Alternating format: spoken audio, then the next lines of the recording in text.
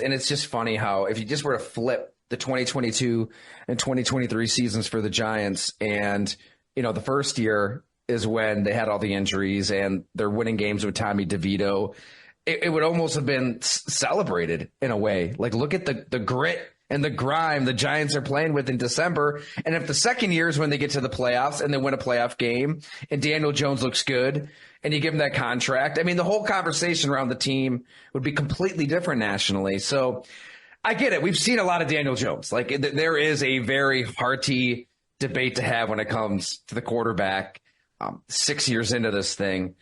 But I think if you really do break it down year to year to year, no quarterback in the NFL has had a worse set of circumstances hell, you've got Joe Judge, Jason Garrett wanting to play this ball control, don't turn it over, right on the heels of a rookie season when you are pushing it downfield, you are taking some risk. It's what's getting people excited. So then you're dealing with that.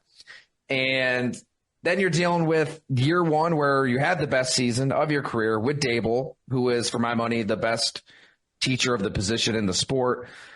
And you're getting to the playoffs with, Isaiah Hodgins off the street as your number one.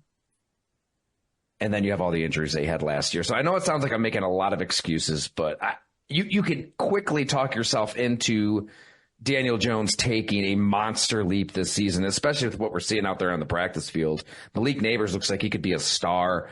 They fixed the interior of that offensive line. I'm with you on the running back position. I don't think you lose a hell of a lot. Saquon to Devin Singletary and the gang.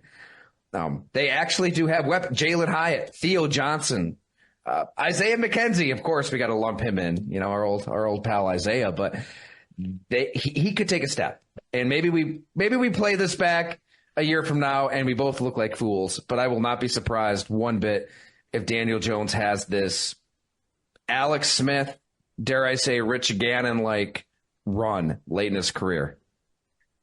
So here's what I think. I think that I agree with you. I think my only concern for Daniel Jones is that so much of his success leading up to this point and what earned him the contract was in part due to his willingness to run the ball. And I don't know if he's healthy enough to be able to do that for the long term, like just body wise. Like, I don't know if he can take the kind of hits and the volume of hits. Like, we know he can't, right? He couldn't last year.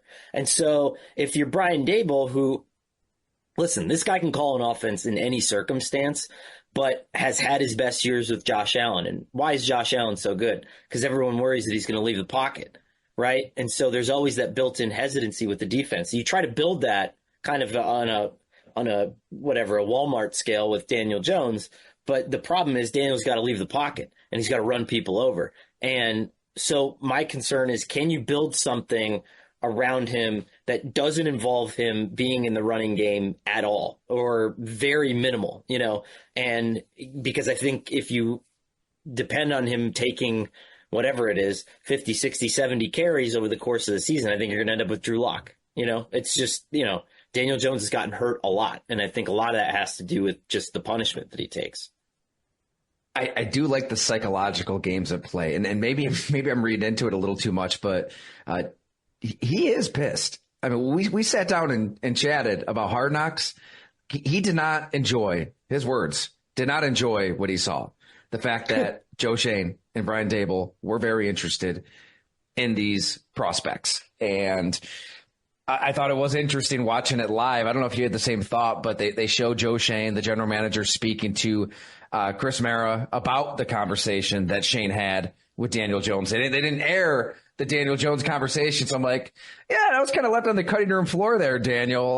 Wasn't he? Kind of chuckled. Like, to be a fly on the wall or to have a camera in the room for that, like, not a fan. But I think that the Giants, to an extent, probably know this about him, and they know how he's wired. They know when they came in, they didn't pick up that fifth-year option, nor should they, with what they had seen out of the quarterback to that point through 4 years, and they got a career year out of Daniel Jones without much around him. So, with a little bit of that editorial control that they have over what's on Hard Knocks, the Giants, I'm sure they kind of like the fact that Jones is maybe a little ticked off.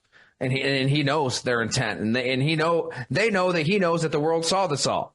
So Prove it right. Prove us right. Prove us wrong. However you want to look at their contract. Right now, it's a 1-year deal, and it's on Daniel Jones to earn that 4-year deal in its entirety. I think that most players play their best when they feel supported and loved. However, in this one circumstance, I think it's a massive advantage because the Giants already paid Daniel Jones, so there's no griping there. And Daniel Jones knows that this is the end of the road. Probably, very likely. And it was funny. I mean, I wrote 100 bold predictions this offseason. One of them is that Drew Lock was going to start a majority of the games. I kind of got on a little bit of a Drew Lock kick this offseason. I like Drew Lock. I'm kind of a Drew Lock guy.